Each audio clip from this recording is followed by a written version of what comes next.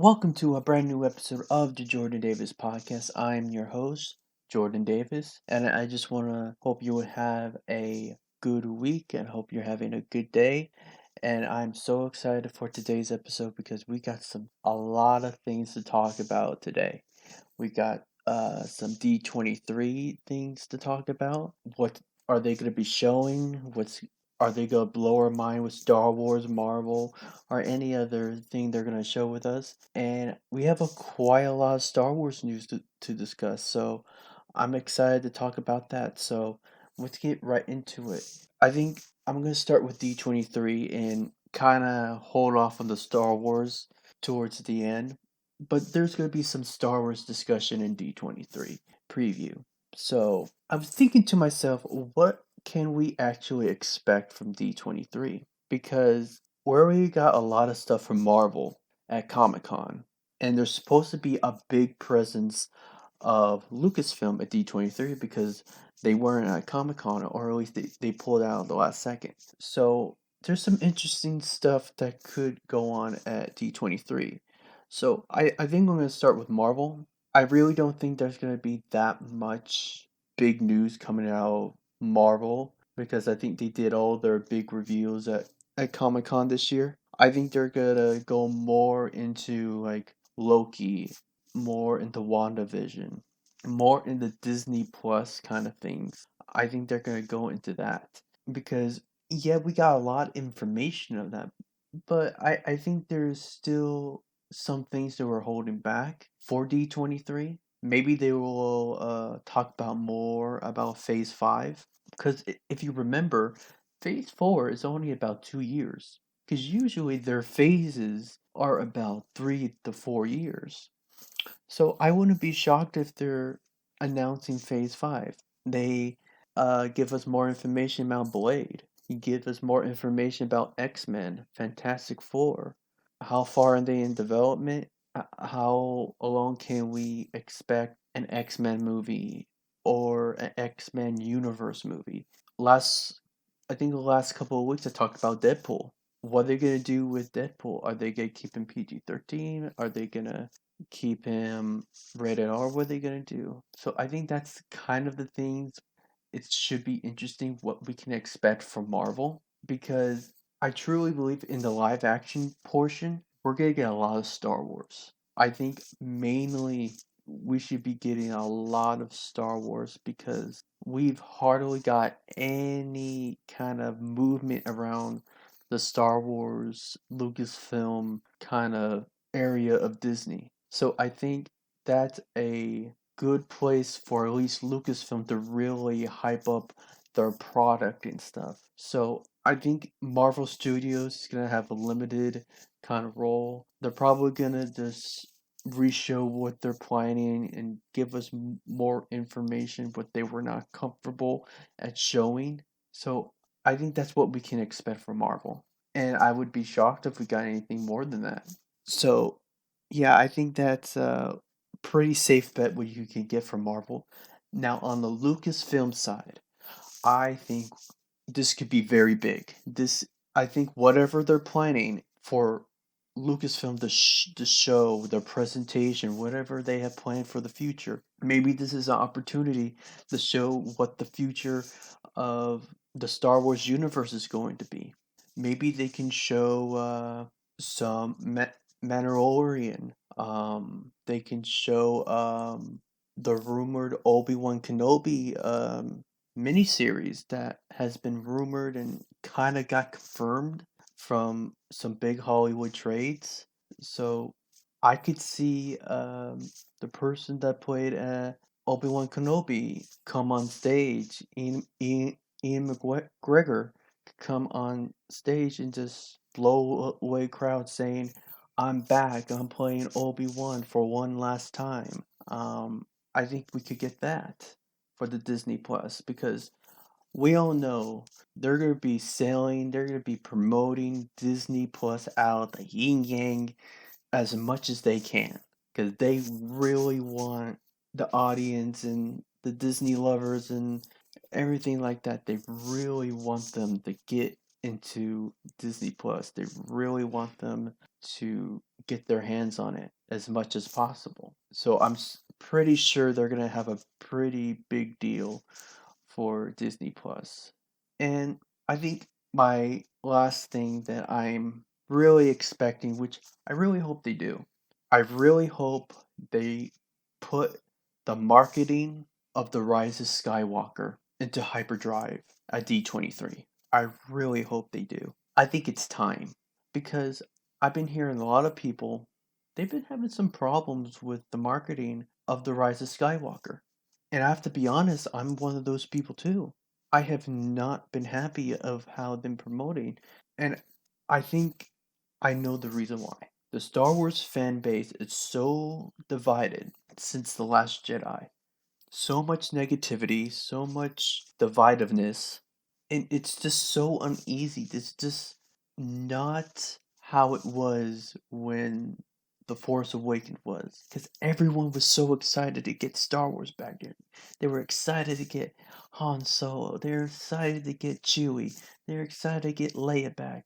Luke and all those people. Everyone was excited, right? That was like when Star Wars came back, it just felt so nostalgia and just felt like Disney's baby and favorite child. But ever since The Last Jedi, they've been super, super high sensitive about promoting The Rise of Skywalker.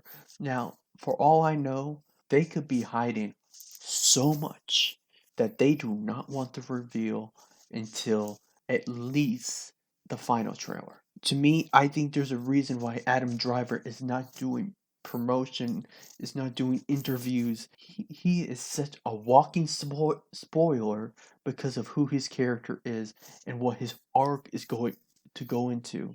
Especially that his family's name, Ben Solo slash Skywalker, is in the title. Now, I'm not saying that Leia is going to die middle of the movie. I don't know. Maybe she will, maybe she won't. I don't know. But I would say it would be a good high chance that at the end of this movie, Ben, in some way, in some form, will be the last Skywalker. So you can't have him doing press because who knows if something slips, and you can't risk that. You can't risk that at all. So what I really want them to put the emphasis of the Skywalker saga is ending. That this is the last time you're going to see these characters. I mean, the buzz needs to get out there. The buzz needs to be big for the Rise of Skywalker because it deserves that. We're on a 40-year soap opera journey of this family that's going to end this year.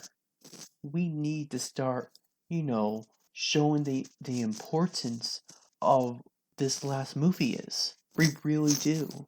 It's very important. Now, if you're going from a business standpoint, why they haven't been marketing so much? Because you got Marvel. Disney has Marvel. Marvel has been Disney's cash cow. Anything that Marvel puts out lately is making $1 billion. Sometimes even two with Endgame. What is Star Wars giving Disney? Headaches. It's always fans complaining or attacking people from all sides of the community. It's not really giving up that kind of happy go, everything's great kind of feel.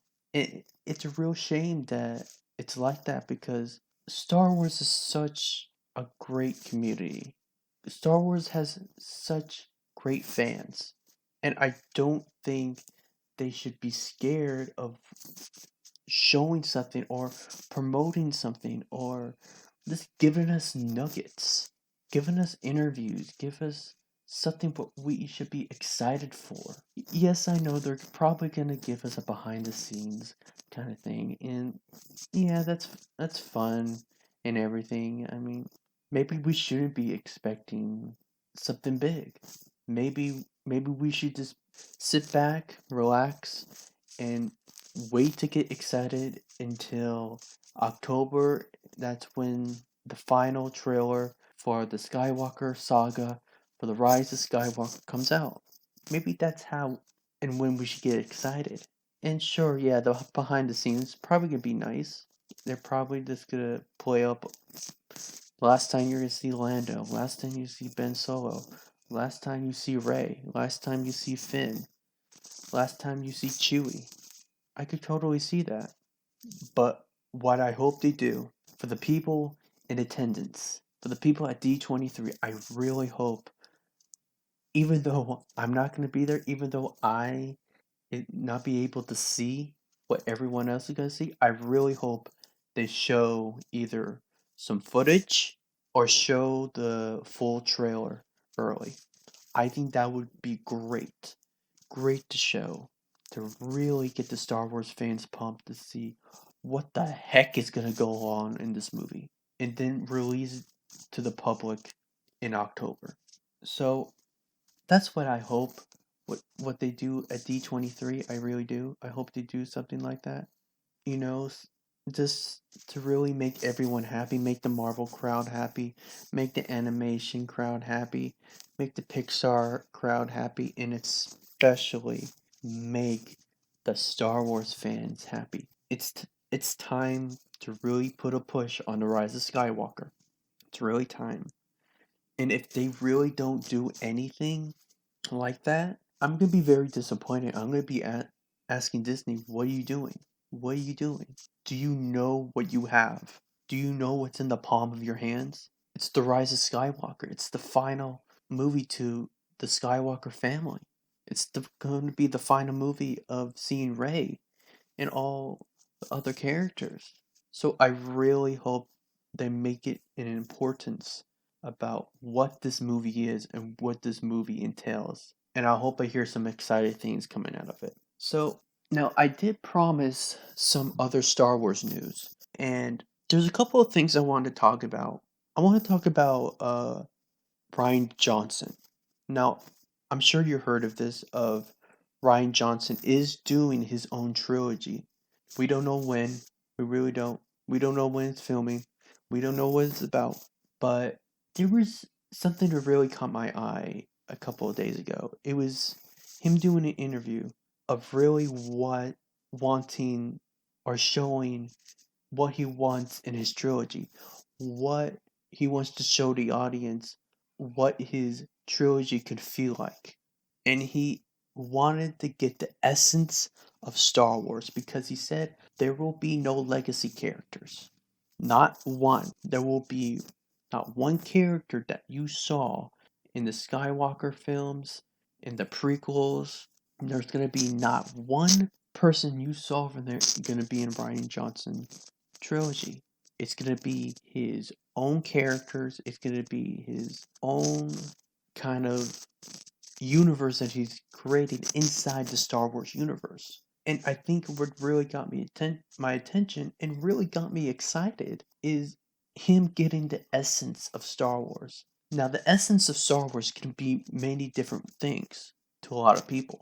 It can be lightsabers. It can be space battles. It could be heroics. It can be the hero's journey. But I think, really, for me, I think what always Star Wars has always been teaching little kids of right from wrong. It's really a simple story of being hopeful, showing love to other people, and having second chances. That's what to me Star Wars was. That no matter the odds, no matter how big the mountain or how big the task is, there's always going to be hope. No matter how big the challenge, you can always accomplish it with the hope.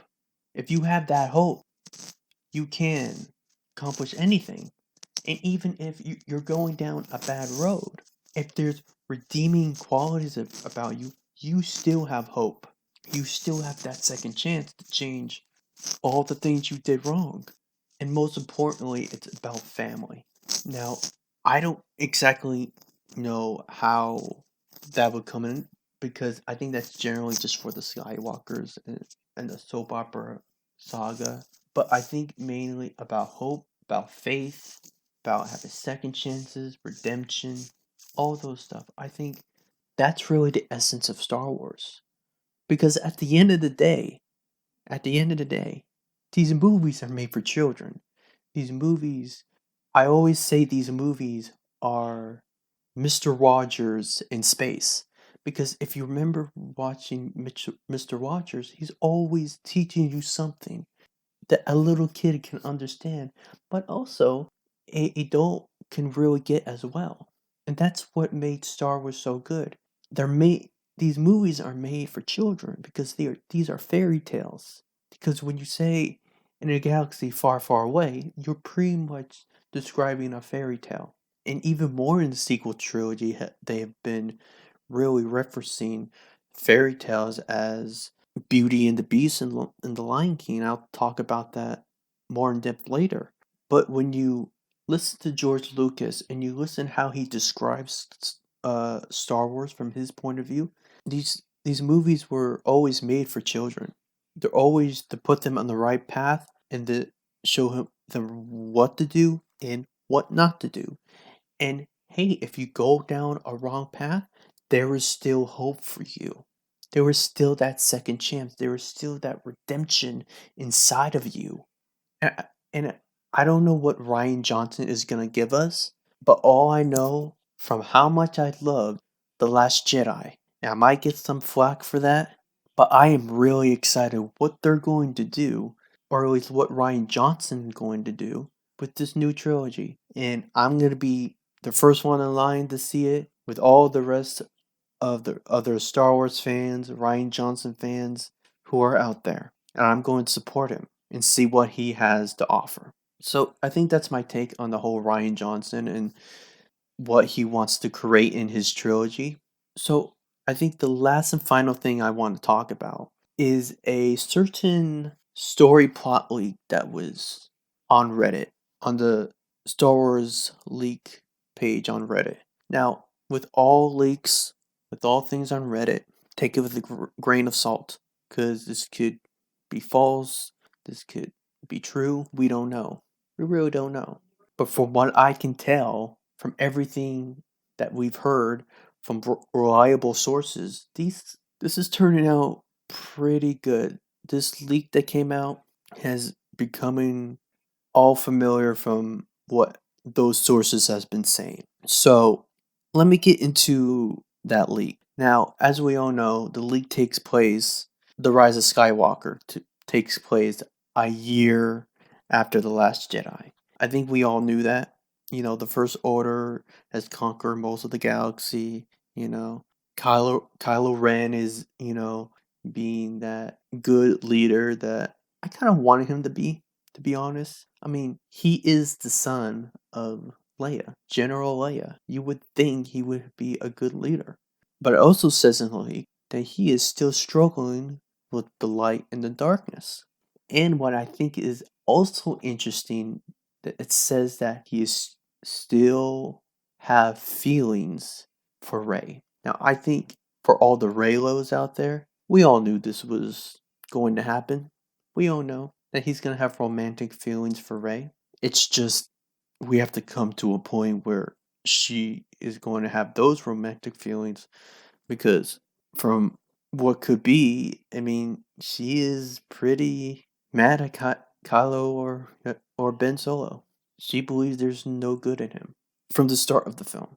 Now that's probably going to change, and and from what I saw from this leak, I thought it was very interesting of how the story was structured, and it really gave a a good story of how everything comes together, of how the First Order and how the Resistance really come to a head in fighting this MacGuffin, which it says in the leak is called the Wayfinder, to really find this fleet that Palpatine controlled. So I think since they're both trying to get it, I think that's how Kylo and Rey just come head to head, and how Rey and Resistance find about the Wayfinder is very interesting because C-3PO gets his memories back. That it says in the leak. It gets his memories back, and that's how they find about the Wayfinder. And also, what is very interesting is how Kylo Ren finds out about it because he visits an oracle. It's kind of a weird biter body shape with a baby's face attached to it, and really telling him where to find it. But also at the same time, this oracle knows about the feelings that he has for Rey, romantic and loving feelings and compassionate feelings. And I think that's interesting. They don't go into depth of what happens there, but I think it's very interesting and to speculate what could happen. Another moment of Ben Solo being conflicted of, okay, the only way I'm gonna really take down the Sith, only way I'm gonna take down the Jedi is if I take out the person who I have tremendous feelings for. She is the one to get in my way, but can I end her? When the opportunity comes, can I end her? I don't know if he can, and I don't think he will. I think they will have that battle. I do think Ben So will get the upper hand, but I don't believe he's gonna harm her in any way. I think she expects him to end her, but he's not going to do it. Maybe he gets what he needs is that Wayfinder, that device, and that's all he's looking for.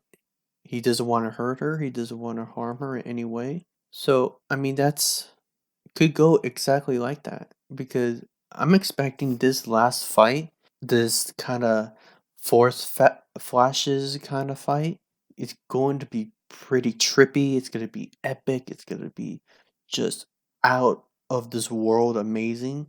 So, I mean, we're going to have to see. And, from this leak, I've been hearing a lot of people about maybe most of the Raylos are just not happy of about the ending because there's a lot of Raylo moments, everything that we wanted to with the Rise of Skywalker, with Ben's feelings and everything, and all of that angst.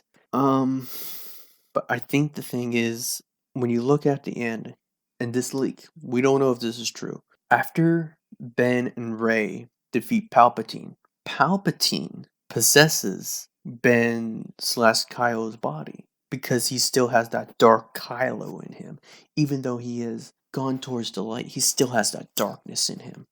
And he possesses Ben, and they start to fight, and things come to a head, and he's telling Rey, "You're gonna have to kill me," and she doesn't want to kill him. She doesn't want to kill him at all because I truly believe that if they're going to do this, if that's going to be the movie right there, it has to be setting up something romantic. They have to have a happy moment together. They have to be smiling at each other. They have to be looking adoringly to each other. To be, it's finally over. The evil is over. We can finally go home and not worry about the First Order, the Resistance. Everyone could go back to their business because the war and galaxy is finally at peace until Palpatine shows his head again and possesses Kylo, and Palpatine is possessing his body, not his mind, but his body, right? And it's a very interesting way to go. I'll say this. If they're going to do this, there's only one way they're going to have to go is to resurrect Ben. I said this earlier in the podcast. They're going to have to Beauty and the Beast and Lion King to mix them together because that's what this sounds like. It sounds like Kylo is the beast and Ben is the prince rising from death after the beast is no more. That he has changed his ways because of Belle, and Belle in this case is Rey. So this could be that. Now, if it's not that, it doesn't work for me. Because, yeah, you can have your redemption, but you still gonna have him live. Because he can't be like Vader. He really can't be like Vader. Because he's not. He's not even close to Vader. Vader did so many more terrible things, and we could get into that in another time. But if we're gonna redeem Ben Solo, if we're gonna truly kill Kylo Ren, he has to rise. Ben Solo has to rise. He has to be the man that Rey fell in love with through the Force Skype sessions. I'm just being truly honest with you. If we're gonna get that redemption, he has to live. I have no doubt in my mind he is going to live, no doubt. But it's just gonna be interesting in how we get there, because if we get there by him being redeemed and him living, I am okay. And however he's with Rey and he is living, not as a Force ghost, because that would be incredibly weird, because he he just died and now he can interact with Rey as a Force ghost. That takes a long time to do. If we're going in canon of the Star Wars universe, he can't be a Force ghost like that. So to me, he's gonna have to rise like a Beauty and the Beast with Lion kind of scenario. I think that's I think that's how, if this league is true, I think that's how I think it should happen and how I think it will happen. So yeah, I think at the end of the day, I think whatever happens, I think this movie will be hopeful. This is not going to be a bittersweet movie. This is going to be a hopeful, very fairy tale hallmark like ending to the Skywalker saga. You don't kill the last Skywalker, or you don't kill Han Solo just for his son to die. His sacrifice would have been for nothing. So the moment that Ben Solo killed his own father and regretted it, he's like, oh, he's gonna live. He's gonna be redeemed. He's gonna live. So it should be very interesting when December comes and what the final product is, and I'm excited to find out. And kind of sad at the same time that the Skywalker saga is over. That's going to be sad. It truly is. So yeah. So I think that's all the topics for today. Uh, but give me your feedback in all of the things I talked about today. What do you expect from D23? Right? What do you think Marvel and Lucasfilm is going to show? Are you excited for the Obi-Wan possible miniseries? Do you believe it's true? And if it is true, are you excited? What do you want to see from it? Do you really want to see Obi-Wan on screen again? So tell me in the comments, right? I want your feedback. I want to hear what you have to say, and especially about the whole Rise of Skywalker, about the story leak and everything about Rise of Skywalker, and what you think Disney's going to do, and what do you think Disney should do to really hype up the Rise of Skywalker. So yeah, just put in the comments, and I'm excited to hear from all of you. So until the next time on the Jordan Davis podcast, I hope you have a blessed and wonderful week. I'll check back to you next time.